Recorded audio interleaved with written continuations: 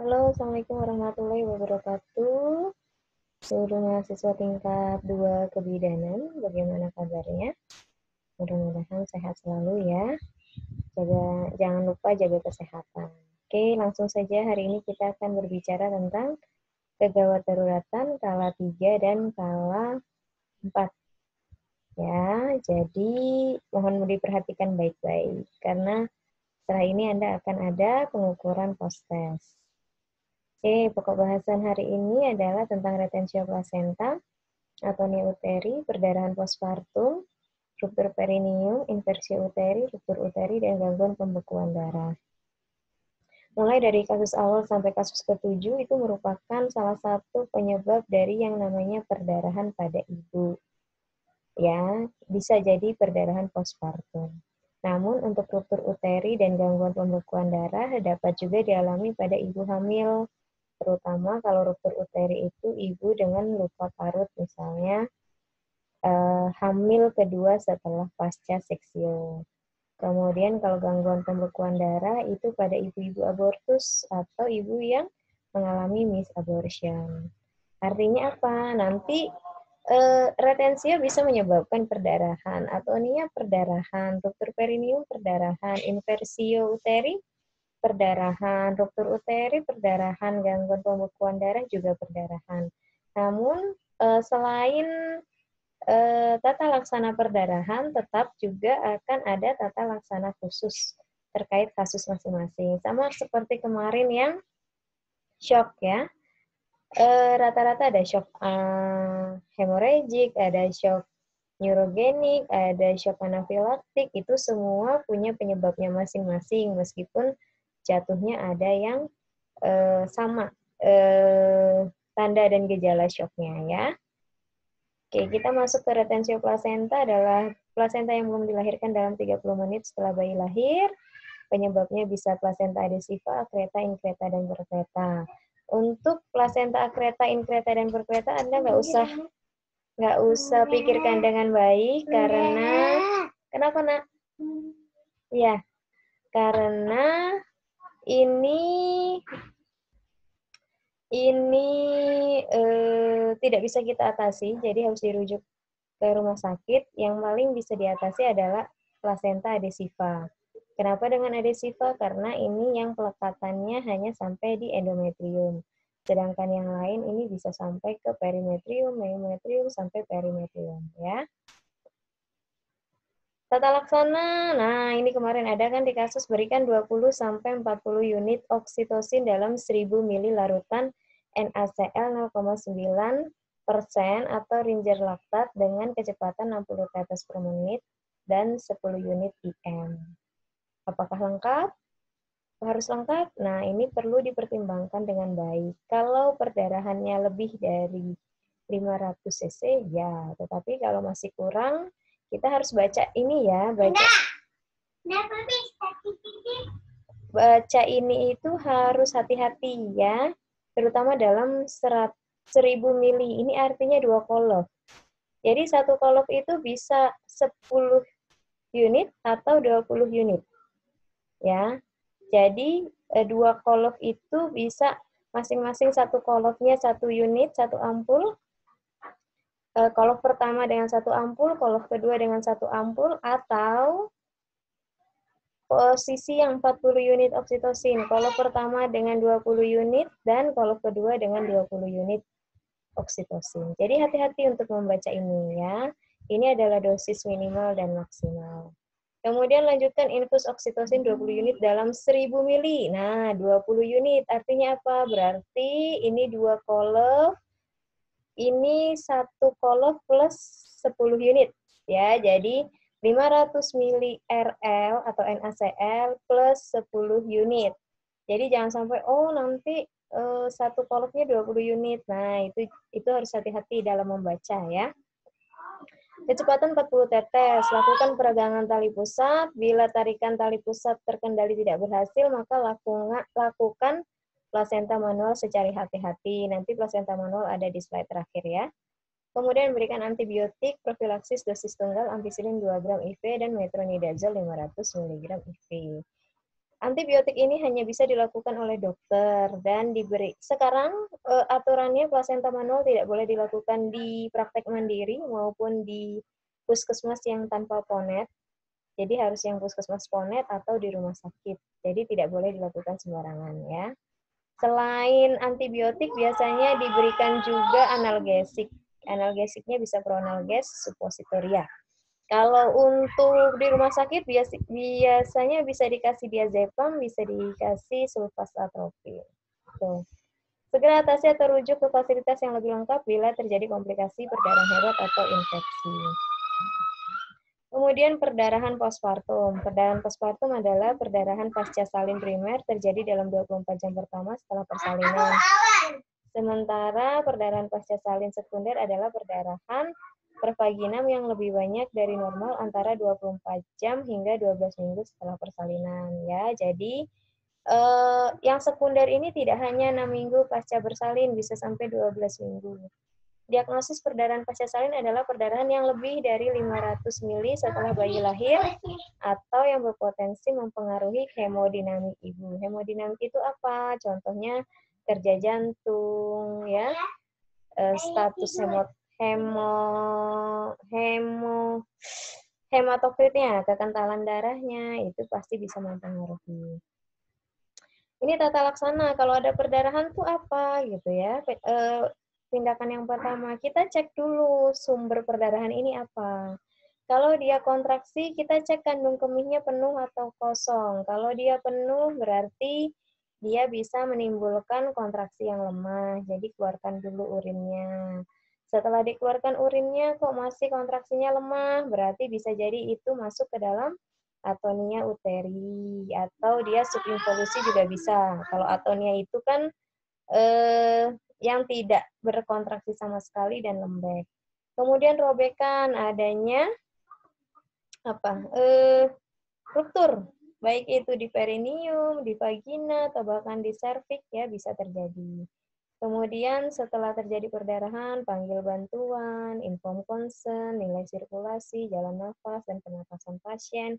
Bila menemukan tanda syok, lakukan penata laksanaan syok, beri oksigen, pasang infus, ya, dan mulai pemberian cairan kristaloid, NaCl, atau ringer laktat. Pada saat memasang infus, lakukan juga pengambilan darah untuk pemeriksaan. Ya, jadi kalau pasang infus, darahnya diambil dulu di tabung, baru disambungkan ke cairan. Sebenarnya tadi, kembali lagi, kalau perdarahan itu akibat kontraksi, akibat robekan, tata laksananya akan berbeda. Artinya apa? Kalau kontraksi bisa KBI, kontraksi bimanual interna. Yang lanjutnya ke kompresi bimanual eksterna. Kemudian selanjutnya itu bisa KAA, ya, kompresi aorta abdominalis, atau bisa juga dengan kateter kondom pada saat rujukan. Kalau robekan tentu kalau dia derajat 1 dan 2 bisa kita jahit. Derajat 3 dan 4 harus dirujuk. Ya, apalagi sampai ke sphincter ani, sampai ke serviks itu harus dirujuk begitu. Jadi ini tata laksana umum. Nanti setelah diketahui penyebabnya ada tata laksana khusus ya. Kalau Anda di rumah sakit saat ambil darah lakukan pemeriksaan kadar Hb, golongan darah, tipe RH, sampel kecocokan untuk silang, kemudian profil hemostasis ya waktu perdarahan, waktu pembekuan. Nah ini kalau waktu pembekuannya melebihi dari 8 menit biasanya dia masuk ke dalam gangguan pembekuan darah gitu ya. Jadi nanti bisa dibaca lagi. Kemudian selanjutnya adalah lakukan pengawasan tekanan darah, nadi, pernapasan ibu, periksa kondisi abdomen, kontraksi uterus, nyeri tekan, parut luka dan tinggi fundus uteri. Periksa jalan lahir dan area perineum, periksa kelengkapan plasenta, pasang kateter Foley untuk memantau volume urin, siapkan transfusi jika Hb kurang dari 8, ya, yaitu 1 unit whole blood, ya, yaitu dari sel dan plasmanya atau hanya sel darah merahnya saja. Mulai lakukan transfusi, inform concern, dan tentukan penyebab perdarahan. Ini atonia uteri. Nah, kemarin ada juga soalnya ya, lakukan pemijatan uterus atau masase uterus. Jadi kalau ada perdarahan, cek dulu kontraksinya jelek, cek kandung kemihnya penuh, kosongkan urin. Kandung kemihnya kosong, kontraksinya jelek, lakukan masase. Pastikan plasenta lahir lengkap, lakukan kompresi bimanual interna. Nah, saat kompresi bimanual interna 5 menit, kalau ada kontraksi lanjut 3 menit, kalau tidak ada kontraksi lanjut ke kompresi bimanual eksterna oleh keluarga. Saat dilakukan oleh keluarga, Anda berikan infus, masukkan 1 kolop ya, 500 ml dengan 20 unit oksitosin. Hati-hati baca ini juga. Itu kolop pertama harus masuk 60 tetes per menit atau guyur. Kolop kedua harus masuk 40 tetes per menit, masih sama.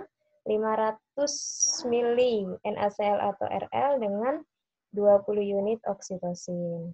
Kalau tidak tersedia oksitosin, bisa pakai ergometrin 0,2 mg, IM atau IV. Tapi kalau misalnya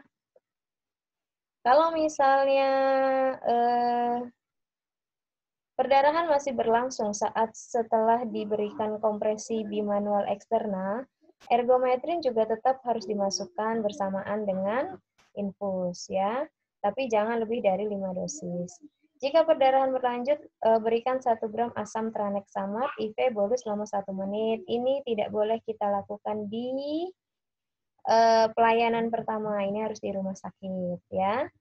Kemudian pada saat di sini Anda bisa melakukan rujukan dengan melakukan kompresi aorta abdominalis atau dengan kateter kondom.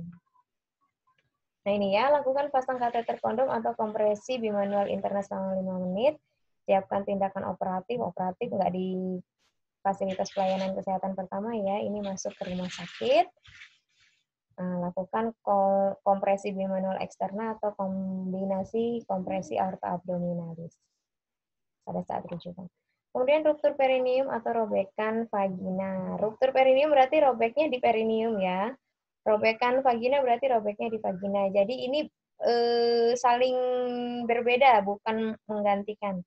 Lakukan irigasi pada tempat luka dan bersihkan dengan antiseptik. Artinya apa? Pada saat ada robekan pasti darahnya banyak sekali. Itu dibersihkan dengan kasa betadin biasanya ya, dengan antiseptik. Kemudian hentikan sumber perdarahan dengan dep tampon, lakukan penjahitan. Bila perdarahan masih berlanjut, berikan 1 gram asam tranexamat IV bolus selama 1 menit, dapat diulang setelah 30 menit lalu rujuk pasien. Kalau misalnya setelah dilakukan hacking dia masih perdarahan. Kemudian inversio uteri ya. Jadi inversio uteri itu adalah keluarnya uterus karena terjadi tarikan yang terlalu keras pada saat melahirkan plasenta. Maka dari itu saat melahirkan plasenta kan tangan kita ada di tangan kiri ya. Tangan kiri itu ada di atas simfisis pubis melakukan teknik dorsokranial. Itu untuk mencegah terjadinya inversio uteri. Karena saat kita meregangkan tali pusat tanpa sengaja nanti misalnya menarik uterus turun ke bawah sampai ke vagina, itu bisa terjadi inversio. Kalau terjadi inversio, segera reposisi uterus. Gimana caranya? Kalau susah, apalagi inversio terjadi cukup lama, bersiaplah untuk merujuk. Ya, nanti cara reposisi ada di slide terakhir, Anda bisa baca. Ya, tentunya untuk petidin dan sebagainya ini dilakukan di rumah sakit. Hati-hati saat melakukan reposisi harus dalam keadaan steril, ganti handscoon yang baru, pakai kasa basah dengan NaCl atau RL, kemudian dorong hati-hati, tempatkan kembali uterus ke posisi semula, ya. Kemudian ruptur uteri ya, atau robeknya dinding rahim akibat terlampauinya daya regang miometrium. Biasanya terjadi pada bekas seksio dan resiko terjadi ruptur uterinya tinggi. Diagnosis biasanya perdarahan intraabdominal, nyeri perut hebat yang kadang bisa menyebabkan shock neurogenik. Terjadi shock, adanya cairan bebas intraabdominal ya, tadi darahnya keluar langsung ke arah peritonitis, bisa ke arah usus, lambung dan sebagainya. Hilangnya gerak dan denyut jantung janin kalau ruptur uterinya terjadi pada saat kehamilan. Nih, hati-hati sekali ya. Nah, bentuk uterus abnormal bisa cekung, konturnya tidak jelas, yang harusnya bulat, kok ini tengahnya gepeng, bukan gepeng, artinya cekung gitu ya, kayak angka 3 gitu ya. Seperti itu. Dapat didahului oleh lingkaran retriksi bandel, nyeri raba, nyeri tekan, dan bagian-bagian janin mudah dipalpasi. Tata laksana info konsen, berikan oksigen, perbaiki kehilangan darah, langsung rujuk ya. Jika kondisi ibu stabil, lakukan seksio sesaria untuk melahirkan bayi dan plasenta. Kadang kalau terjadi pada masa postpartum, dilihat keparahannya, kalau masih bisa dijahit, kalau tidak bisa dilakukan histerektomi. Kemudian gangguan pembekuan darah, pada banyak kasus kehilangan darah yang akut terjadi karena koagulopati, dapat dicegah jika volume darah dipulihkan segera. Artinya apa? Kalau terjadi perdarahan yang terus-menerus, trombosit keluar tanpa perkiraan, maka darah ibu akan kekurangan trombosit yang menyebabkan terjadinya gangguan darah. Tangani kemungkinan penyebabnya apa? Solusio plasenta, eklamsi, berikan darah lengkap segar yang masih mengandung trombosit ya untuk menggantikan faktor pembekuan dan sel darah merah. Jika darah lengkap segar tidak tersedia, pilih salah satu di bawah ini, bisa plasma segar ya, atau sel darah merah, atau kriopresipitat, atau konsentrasi trombosit. Apabila kesulitan mendapatkan darah yang sesuai, berikan golongan darah O untuk penyelamatan jiwa. Oke. Ini tindakan khusus penyebab perdarahan, Anda bisa baca ya, kompresi bimanual interna. Ya, jadi nanti gambarnya seperti ini, tangannya dimasukkan, tangan kanan, tangan kirinya ada di pundus, kemudian ditekan ya, ditekan seperti ini, supaya menimbulkan kontraksi, seperti itu. Kemudian kompresi bimanual eksterna, ini jadi pada saat Anda melakukan kompresi bimanual interna, sebelum Anda keluarkan tangan, minta keluarga untuk datang membantu Anda. Minta keluarga mengepalkan tangan, tekan di atas simfisis. Nah, nih tangannya keluarga, kemudian tangan kita baru keluar, tangan kiri tetap di atas pundus, kemudian kita arahkan tangan kiri keluarga untuk menggantikan tangan kiri kita. Baru kita keluarkan tangan kita hati-hati dari kompresi bimanual interna, cuci tangan, setelah itu kita berikan infus ya, infus 20 unit oksitosin bersama dengan ergometrin. Bisa juga dengan kondom kateter, kalau mau dirujuk, baringkan ibu, cuci tangan, gunakan sarung tangan steril, masukkan kateter ke dalam kondom, ikat dengan tali dekat dengan mulut kondom, pertahankan buli dalam keadaan kosong dengan kateter Foley, masukkan kondom yang sudah terikat ke dalam rongga uterus, biarkan ujung dalam kateter di dalam kondom. Ujung luar kateter dihubungkan dengan set infus, kondom dikembangkan dengan 250-500 ml larutan NaCl, observasi perdarahan. Jika berkurang, hentikan pengembangan kondom lebih lanjut, ujung luar kondom dapat dilipat dan diikat dengan tali.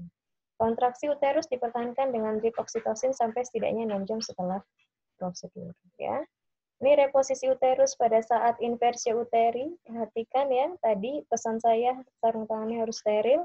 Ini pakai kain kasa basah dengan cairan fisiologis NaCl atau RL. Ini hecting ya. Untuk hecting bisa pakai lignocain 0,5% 10 mili atau lidocain 1%. Ya, dengan subkutan di bawah mukosa vagina, di bawah kulit perineum dan otot-otot perineum. Kemudian jangan lupa aspirasi, kita masukkan sepuit, aspirasi dulu, jangan sampai kena pembuluh darah. Kemudian jika pasti sudah tidak kena pembuluh darah, baru kita masukkan obatnya, tunggu 2 menit, kita tanya apakah nyeri atau tidak. Kalau tidak, berarti langsung bisa dilakukan penjahitan. Kalau masih nyeri, tunggu 2 menit kemudian ya. Tekniknya bisa jelujur dan satu-satu atau subkutis. Ini manual plasenta, nanti bisa Anda baca ya. Setelah tes akan saya berikan materinya. Intinya manual plasenta itu nyeri, ya. Jadi tadi sebenarnya sudah di awal sudah saya jelaskan sedikit. Pakai pronalges kalau bidan, kalau dokter bisa pakai diazepam, kasih antibiotik, cuci tangan, gunakan handscoon, vulva hygiene dulu, bersihkan vulva dari darah yang ada, beri analgesik dan pasang sarung tangan panjang steril. Jepit tangan, tegangkan jepit tangan deh. Jepit tali pusat dengan klem dan tegangkan sejajar dengan lantai. Masukkan tangan dalam kondisi obstetrik ya. Obstetrik itu seperti ini atau seperti ini. Kemudian menyusuri tali pusat hingga masuk ke dalam kafum uteri. Tentukan insersi tali pusat. Pindahkan tangan kiri di atas fundus untuk mencegah inversio uteri. Gunakan lateral jari tangan untuk lateral jari tangan untuk menyusuri dan cari perlekatan plasenta, kemudian buka, kemudian kita bisa menyisir dengan sisi ulna, ya. Gerakan tangan ke kanan dan ke kiri sambil bergeser ke arah kranial sehingga seluruh permukaan plasenta bisa dilepaskan. Pegang plasenta, keluarkan tangan bersama plasenta, pindahkan tangan keluar, suprasimfisis. Ketika kita sudah pegang plasenta, kita keluarkan, pindahkan tangan kiri yang tadinya ada di fundus ke atas simfisis pubis, tetap melakukan penahanan uterus dengan teknik dorsokranial. Kemudian eksplorasi, ada bagian yang ketinggalan atau tidak. Kemudian setelah dikeluarkan, periksa kelengkapan plasenta. Ya. Mungkin itu yang dapat saya sampaikan. Mohon maaf lahir batin untuk hari ini karena agak kurang sehat dan banyak gangguan ya terhadap rekaman videonya. Semoga tidak mengurangi dari materi yang saya sampaikan. Jika ada pertanyaan boleh. Sebelum Anda ujian boleh bertanya apapun. Ya, terima kasih. Saya akhiri. Wabillahi taufiq wal hidayah. Wassalamualaikum warahmatullahi wabarakatuh.